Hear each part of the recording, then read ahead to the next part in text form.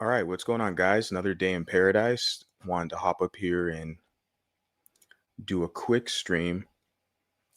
Basically, mulatto community appreciation for all of you guys and the support all of you guys have been giving me for all this time. Particularly, I wanted to review a community post that I made a while back, and it's this one right here. If you guys can see this,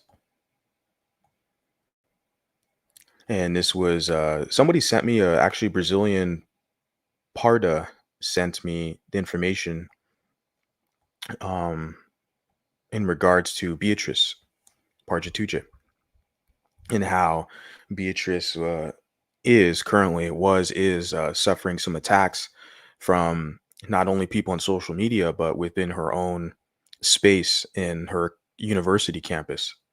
So it's gotten pretty bad for her. And since this was brought to my attention, I since talked to Beatrice a little bit about it, and so it's an interesting situation. But when I was made aware of this, immediately want to share this with you guys. I did a video as well. It's one of my if you look at my shorts, I did a video kind of briefly talking about it. But I'll read this post and then I want to get into your guys' comments you guys put on this post, because that's the main thing that kind of warms my heart, I would say. Just the community aspect, the support. I really, really like seeing that. And we're going to see more of that as this grows. And it's a beautiful thing. This kind of concept of solidarity, right?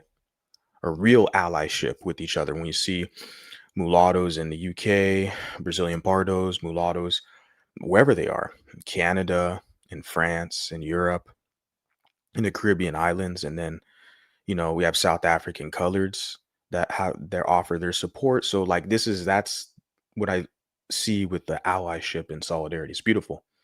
But I'll read this here. So my caption I put: the leftists and black militancy in Brazil are currently running a smear campaign on Beatrice.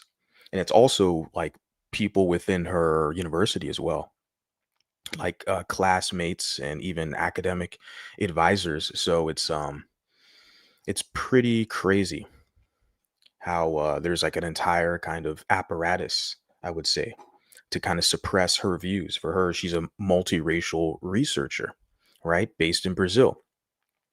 And there's like a strong political movement they've identified as the black militancy. I call it that because that's what Brazilian people refer in some of the connections I have, that's what they refer to it as. Or we in America we'd say pro-black or something, but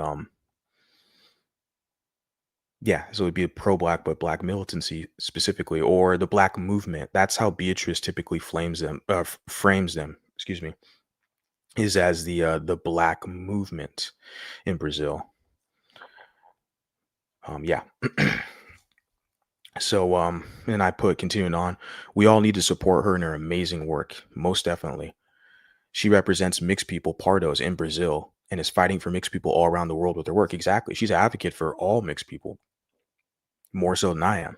She's way better than me. Like I said, like just with everything, with her organization, her presentation, how she's academically focused. I mean, she's pursuing her master's degree in that specific field in multiracial studies. Like she says she's conceptualizing the whole concept of Parjatuje, right?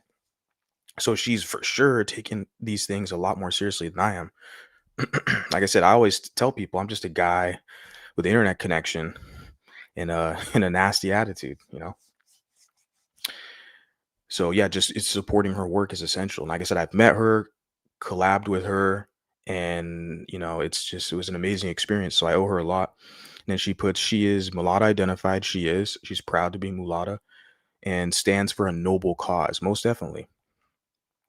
And I put, post a comment below and let her know that regardless of where you are in the world, because I have a global audience, you support her cause and offer solidarity for Brazilian Pardos because she is their major representative. She's a major voice amongst them.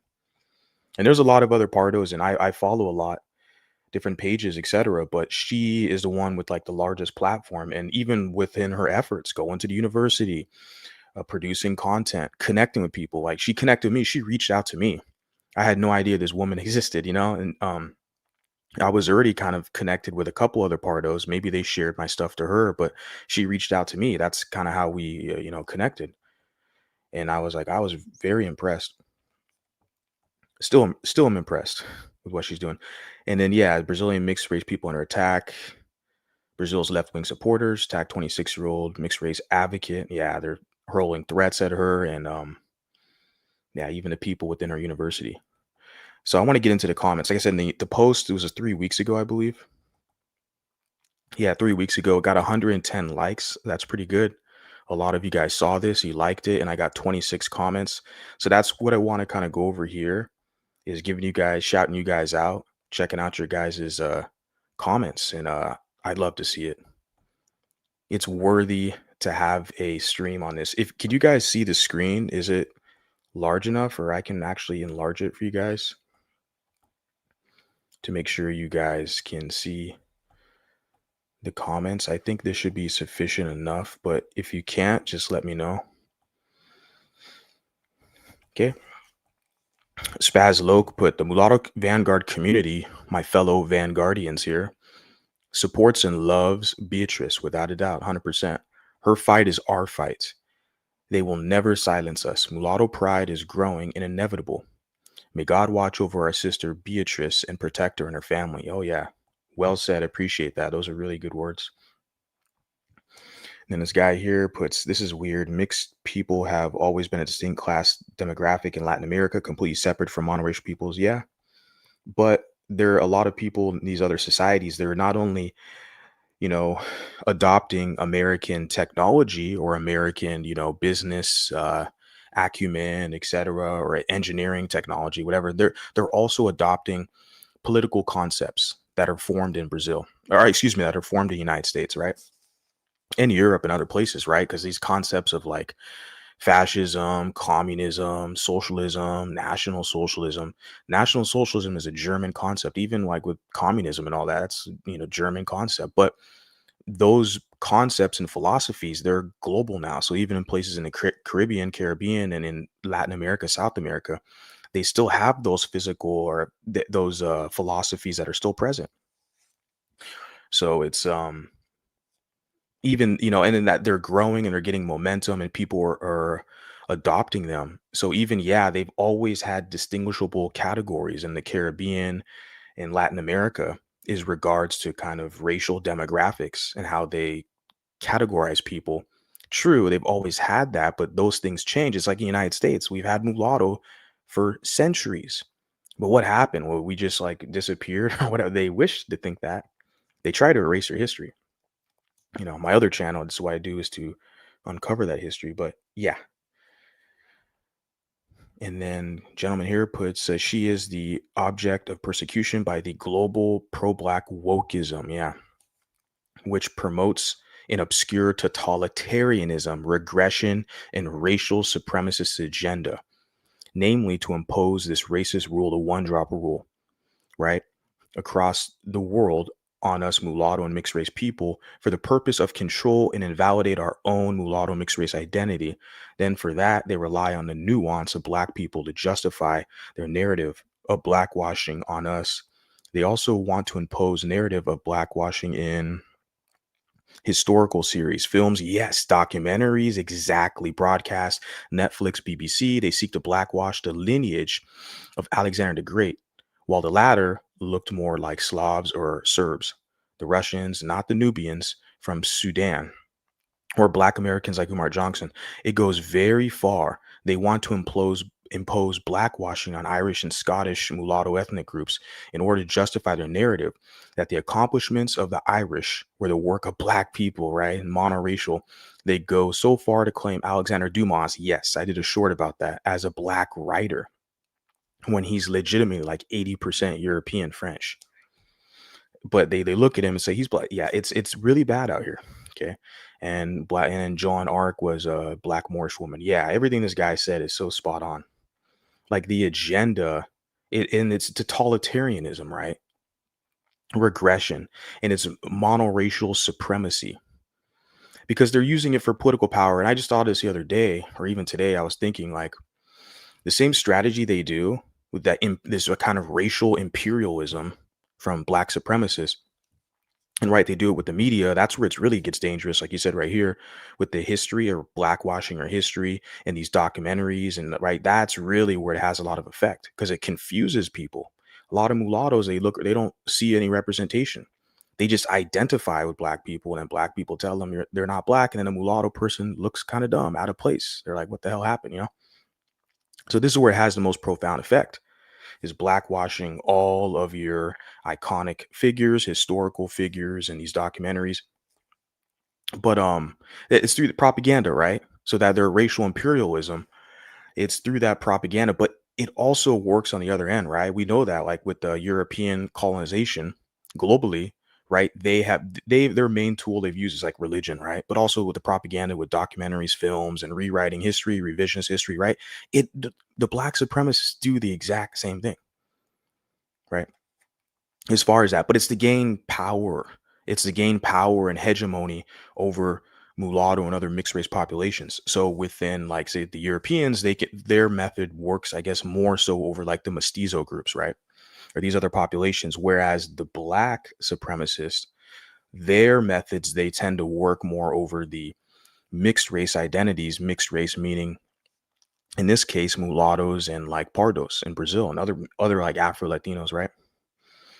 But it's to gain numbers as well. What we have to understand for for the monoracial imperialists for their political gain, because even you'll see with Anglos, they'll claim non-Anglos as white to bring them under the umbrella for like racial for numbers for influence, right? Because you'll see it even in the United States where there'll be people who are like Armenian, like a Kim Kardashian or something, and they check the race box and they just check white. They're Arabic, they just check white, right? Because that's what Caucasian, it says it's European, Middle Eastern, North Africa. So if you're, you're Egyptian or you're from Morocco or you're from Lebanon or wherever, like Afghanistan, you can just check white. And many of them do. I've been noticing that for years now.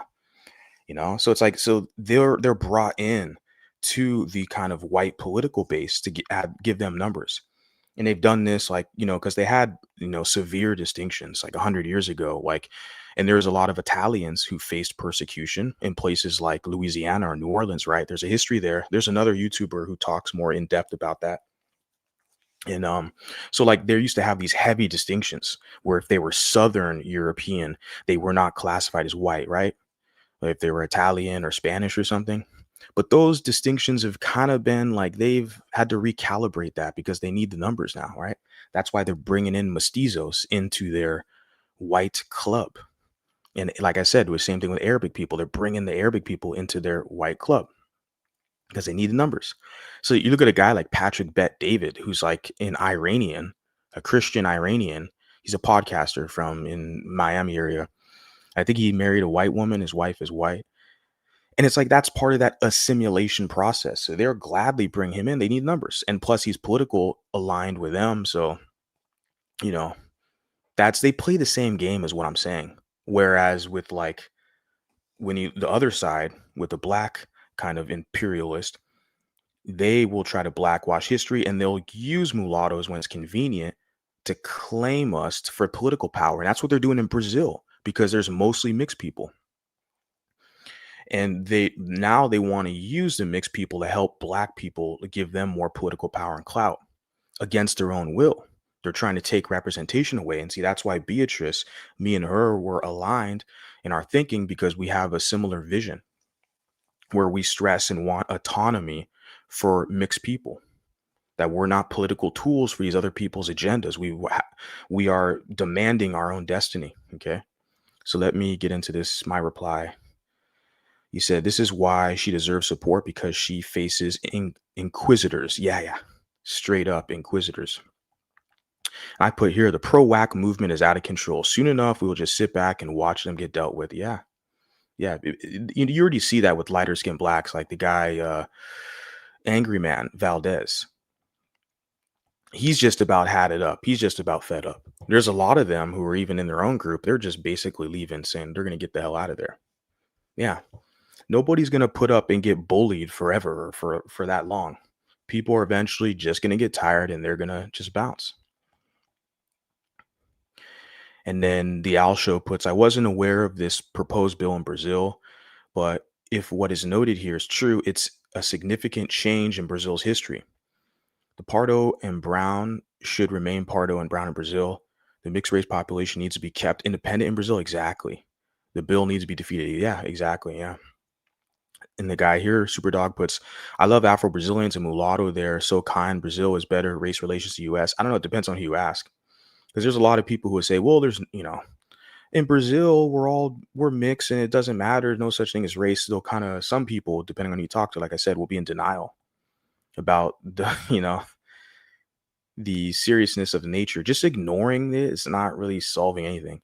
And that's what they always do. Like, um, the thing is, like, you remember when the whole like Black Lives Matter came out, and then you had like All Lives Matter. That was their response. Basically, just ignore it, you know. And I think even Morgan Freeman, who's a actor, African American, who's kind of grandfathered into the business. That's why he does all these like voiceovers and for commercials. Then this guy, he was in front of a friggin' podcaster or an anchor or whatever. The guy asked him, or a TV host, whatever. And the guy asked him, how do we move forward with the race, or what's the best thing to do with race? And then Morgan Freeman's like, well, just don't talk about it. Just ignore it. Don't talk about it. It won't exist. Right. But it's funny, once Morgan Freeman gets along other black people, him as a black male, he's going to gatekeep blackness because he said, oh, Obama's got a white mama. He's not black. Right. There's a clip out there. Biracial Awareness already posted it. Biracial Awareness is really good about finding these clips from these kind of like celebs and stuff. And yeah, so when it gets to him preserving his blackness, all of a sudden race matters when they can pull rank on a mulatto, right? But when they get around white people, they're like, well, don't worry about it. We just don't talk about it, right? Both groups, they do that. They play that game, right? They just don't want you to have that consciousness because they know you're the future. You're growing globally around the planet, and they can't stop it. Their laws have already been defeated. They're going to try to implement new laws, but those new laws will be defeated and challenged as well. Okay. Shout out to Mulatto Mindset. Says support. Yeah, appreciate that. And then Diana puts, what the hell, why all people's humanity should be respected, including how they choose to identify. I don't care how one chooses to identify. I just want my sovereignty respected as well on how I choose to identify, and whatever I am culturally affiliated with. I see people as human first, that have a soul before anything. I wish her wellness, justice, and speedy recovery. Yeah, I appreciate it. Really nice comment. And shout out to the Mixed Lens. I love her content, what she's doing. She puts sending her love and protection. Appreciate that. Lainey puts stay strong, Beatrice. You have our full support over here. Most definitely. Gentleman here puts supporting from the UK. Enough with the illogical and divisive political black agenda. They put mixed identity and our experiences matter. Yeah, I appreciate you from the UK. Really appreciate you guys. Okay, and a gentleman, Elroy Swartz, South African colored. Appreciate him. He puts, I stand with the Pardos of Brazil. One drop rulism is a cancer. Yeah. It's illogical. It's unscientific. It's just, there's everything wrong with the one drop rule, but you see, it's political. They want to use it to use, they want to use the one drop rule and weaponize it to gain political power over people and to use people as pawns for their political purposes. And you're sitting there like, well, no, you have to demand your humanity straight up. And that's around the globe. You're a mulatto, you're Bardo, you're colored, wherever you are on the planet, you're a mixed person. You have to demand your humanity and fight for it.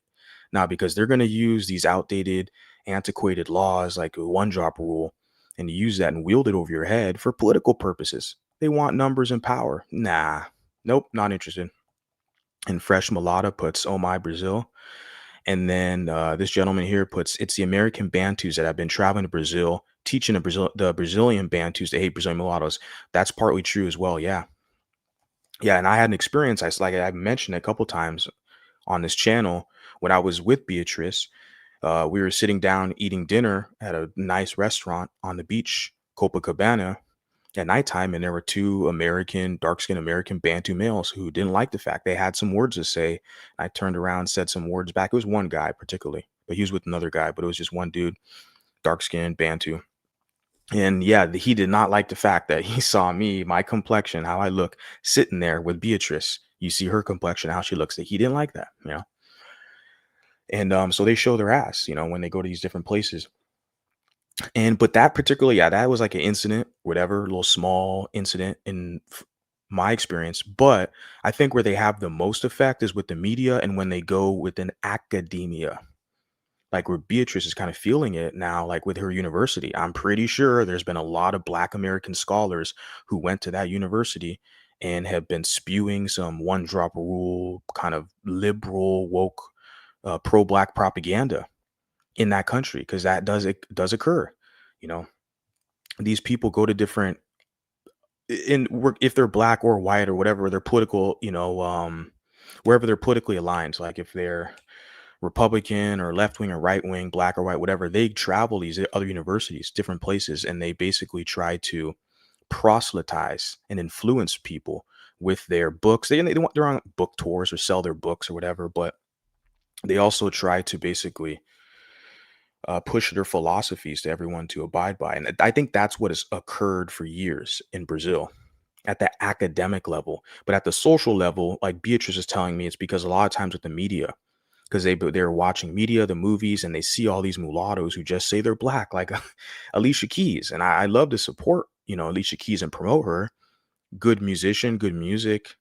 She's married to a mulatto man. Like she's kind of a good representative model, but then psychologically, she thinks she's Black, and I see pictures of her, like she has a great relationship with her mom, you know, but it's like, how does your mom feel, You just walk around the world, just say, I'm just a Black woman, So it's kind of sucks. You see that with like Alicia Keys, but that's the thing. Like these musicians, these artists, and like Halle Berry's another one, or Zendaya, and they see these people who clearly mulatto, look mixed, ambiguous, and they're in all these big movies. They're doing good things because mulattoes are the most beautiful and most talented women. So you know, and then they're doing all this stuff, and then the Brazilians, they basically, in the rest of the world, they digest American content, as you can see with me, and the people around the globe listen.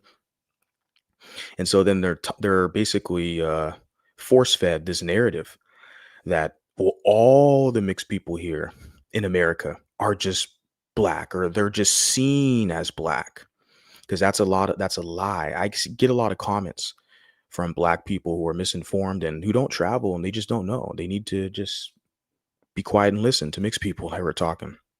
They don't know. They'll try to say, well, the world's going to see them as Black. It's a complete bullshit lie. I figured that out way back in 2019 during my epiphany stage. I went to Africa and all the Black people were calling me white. I realized, well, wait a second, the world does not see me as Black. That's a damn lie.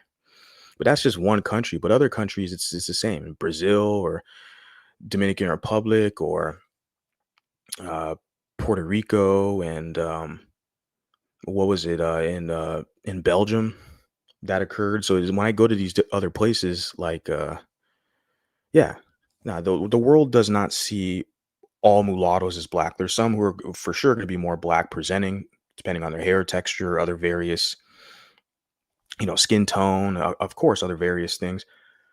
But no, these people try to lie and say that the whole world's going to see you as Black. And that's the thing. Like I said, when these American mulattoes, it has a more damning effect when American mulattoes say that publicly and they're in the media. Like I said, like Alicia Keys or someone like that. Because then the Brazilians watch that and then they think, oh, well, I guess they're all just Black there. I guess the mixed people are just Black. And since America, since, their strong economy, their country, they're winning, maybe we should adopt their behavior. They kind of think that's a way forward to move forward, right? Um, that's a whole nother discussion. Yeah, I want to get into that in the future because it's interesting. Said, yep, I'm tripping. Yep, I witnessed this firsthand down there in Rio while I was having dinner with Beatrice. I just basically told you guys that. Yeah, there was a Bantu who was upset seeing me and her there. He puts here, learn Portuguese so you can warn the Brazilians about these demonic devils. He says he speaks Thai, so when they're in my environment, I warn everybody, and magically they become uncomfortable, like a vampire in sunlight, and they leave immediately. 99% of the time, I'm not even talking about them. Yeah. Yeah, I'm working on it. Portuguese and Spanish. And I preach that to my audience as well. That's going to be your best bet. Learn Portuguese and learn Espanol because you're just going to have so many options. Most of the mulattoes speak Spanish. I mean, we're growing here in these kind of in the Anglosphere, these countries, England, Canada, United States for sure. We're growing rapidly fast. We need to basically gather this data to really present these numbers, and then we need to petition for accurate representation. It's going to be difficult during this current administration, of course, but you still have to do it. You don't have a choice. You have to fight. You have to fight. Do you want to survive? Do you want to live, prosper? You have to fight. So and that's where the men kind of come in and use our organizational skills. But of course, the women have been the most essential in this whole process. I mean, I look at like the mixed lens. She creates a petition to get mulatto reinstated on the census. That is, the pinnacle of something that we should be promoting. Same thing with Flowers telling Stewart, create a petition, preservation of mulatto history, because Flowers brought to my attention how a lot of these mulatto sites or names where there's mulatto, like Mulatto Bayou, Mulatto Mountain, etc., where they're basically blackwashing and changing the name. They're erasing the whole mulatto concept and history. So she has a petition, Flowers, shout out to her, and then Renata Mulata as well has a very nice petition as well. Simply they're all congruent basically to reinstate the mulatto category. And I think Mulatto Mermaid did create a petition a while back, but I don't think she kind of promotes it as much. But I shout out to Mulatto Mermaid because I believe she did create a petition. I haven't seen it recently. And then there's a lady out in the UK, Mixlings. I think that's her. Yeah, I think that's her username. And she has a petition to get the multiracial like heritage month in England, in the UK. So I think that's it. Like I just like, and these are all women, all mulatto women who are doing some of the best, most essential work and organizing, galvanizing, for mulatto representation. So and that's where it's like, okay, what are the men doing? Where are the men at? And I see you. I want to promote you guys. I see you, and if I'm promoting you, then you're doing a good job. If I'm not promoting you, I mean, I don't know, just make yourself be known. I don't know, send me a message or something, or tag me in a video because I want to see what you're doing. And then Chief Inspector, shout out to him, he says, sending out love and support to our Brazilian sis Beatrice.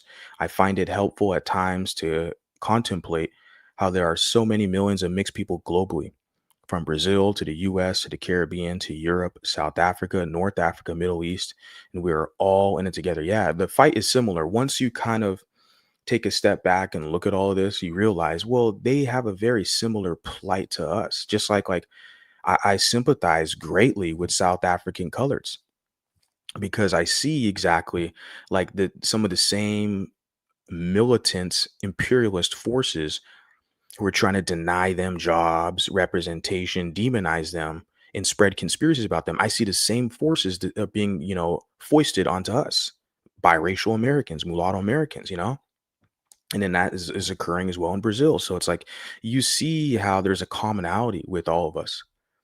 And this is where we can kind of galvanize around that. And then shout out to Moon Sparkle. She's been a day one supporter. Says supporting Beatrice and Brazilian Pardos from the United Kingdom. Shout out to you. Much love and respect. And she is a strong mulatto advocate and supporter. Really appreciate her. Yeah, I wanted to share that with you guys and read those comments because that was definitely beautiful to witness. That's what it's all about. I mean, that's basically what my vision has been here, is to have this type of support network where we can share stories, support each other, support each other's businesses, have representation. This is the essential pillar of a community, is us sharing stories, telling stories, supporting one another. This is a community. And it starts within online spaces, but then we meet each other. And that was the whole purpose. I was, with Beatrice. And I was telling her, like, that's but my mission. My mission was successful. My mission was accomplished. I told her, like, I want to share and show my audience that, like, you can do this too. You can talk to people online, establish a connection. You can meet people and like develop a real relationship that's a friendship that's going to last forever, a whole lifetime. You made a whole new friend for life. It's like, this is very real. And that's my goal, is to get people to feel like they're not alone. You're not alone. There's other mulattoes out here. You're not alone. Okay. Shout out to Val. Appreciate you being here as always. Animal Lover puts, yes, I've met a black Brazilian here in the US, and she was obsessed with race, just like indoctrinated American black supremacists. Interesting. Yeah. I've had many students, Brazilian students, um, like, and yeah, some of them I asked them some stuff about like race, and then they're just like, oh, in Brazil we're all mixed, and there's a couple guys, but they were more so like conservative leaning. But it's typically on that side, the kind of conservative, like Bolsonaro side, where they'll pretend that like race doesn't matter, just work hard, just do a good job and just work, and race doesn't matter. Isn't that funny? Because it's like the same, situation here in US, right? With the whole conservative kind of Trump crowd, it's merit based, just work hard, and just, no DEI, no woke, no affirmative action, just work hard. Yeah. Yeah. And then they attack you because your race. They deny you a job because your race, if you have proof of that, right? That's the whole thing, because some people, they kind of over exaggerate and don't show accurate proof. And that's, but then you do show proof, and it's like, it's very obvious. Yeah, this person was denied an opportunity because of their race. And that's basically why you've had, affirmative action, and the whole DEI. The whole thing about the whole DEI was for equity and inclusion, to have people feel included, because in the corporate world, they've excluded a lot of people from these positions, and they really did a number, because like the affirmative action was based off the Johnson era, politics, civil rights. They did that to give black people representation primarily within government. That's within government, right? Because that was a government bill. They can't force a private company. You guys correct me if I'm wrong, but so that's why within government representation, with the judges, the representatives, et cetera, across the board, then there's more black presence, right, to give them representation, which they've been denied for years, right? In a country they helped build, they sweat and bled for, fought in every war, black Americans, and so they're getting a piece of the pie, right?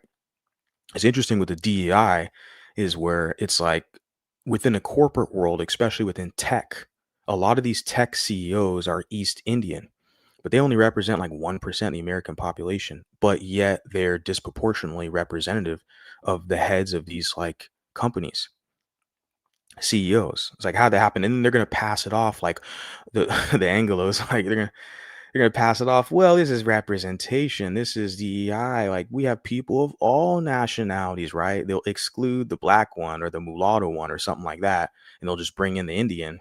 But like, it's fair now, guys. You know, we see the game. We see the game, and you're right. I'm always gonna talk about it. And shout out to you, Iberian Mulatto. Appreciate you being here. I just want to hop up here, like I said, guys, really quick, and just give you a shout out to all of you guys for your support and your engagement with all my commentary and my posts and all that type of stuff. And particularly shout out to Beatrice and what she's doing for basically all of us. I mean, she's Brazilian based, but her research and what she's bringing to the table, if we can translate and we can interpret, the Portuguese, and she speaks English, right? And I know, shout out to El Mulaton. He speaks Espanol and Portuguese, so he's really valuable to all of us. And it's like, that's why if we can break these barriers with language, and we can interpret and communicate with other groups and other mulattoes and around the planet, like, it's just gonna help us out. It really is. It's gonna strengthen our cause, and I'm here for it. Okay, appreciate you guys. Love you guys. And make sure you hit the like button if you like the content. Share the video if you can. And I'll catch you guys on the next one. All right. Peace out.